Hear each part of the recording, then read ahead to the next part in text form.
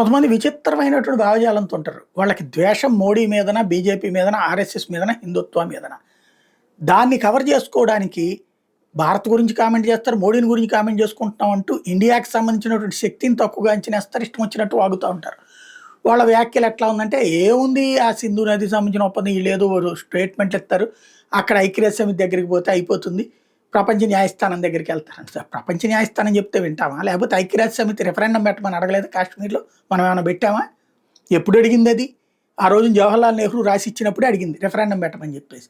అప్పటికే అక్కడ ఉన్నటువంటి సమతౌల్యాన్ని దెబ్బతీసేశారు. అక్కడ పిఓజేకేలో ఆల్రెడీ మొత్తం కాశ్మీర్ వాళ్ళని పక్కకి తెప్పించేసేసి పాకిస్తాన్ వాళ్ళని తీసుకొచ్చి పెట్టారు. వాళ్ళతో చేస్తే ఎట్లాగా నేనే కదా అప్పుడు సర్దార్ వల్లభాయ్ పటేల్ ఆపికొచ్చింది. అప్పటి నుంచి జాగ్రత్తగా తీసుకొచ్చి ఆ తర్వాత అటల్ బిహారీ వాజ్పేయి టైంలో ఏం చేశారు, కార్గిల్ ఇన్సిడెంట్ తర్వాత ఓ ఒప్పందాన్ని రాయించారు. ఏమని? ఇంకే దేశం మూడవ దేశ ప్రమేయం ఉండకూడదు, భవిష్యత్తులో ఏ చర్చలైనా సరే ద్వైపాక్షికంగానే చర్చించుకోవాలి కాశ్మీర్ విషయంతో సహా అని చెప్పేసి సచ్చినట్టు పీక మీద కత్తి పెట్టి రాయించారు. కాబట్టి మూడో దేశాలు ఆ తర్వాత నుంచి జోక్యం చేసుకోవడం మానేసిన ట్రంప్ క్రిందటిసారి ఎన్నికైనప్పుడు నేను రెడీ అనేవాడు. మోడీ మూసుకో అని చెప్పలేదు, కానీ నువ్వు అక్కర్లేదు అని చెప్పుకుంటూ వచ్చాడు. అట్లాగే ఉంటుంది.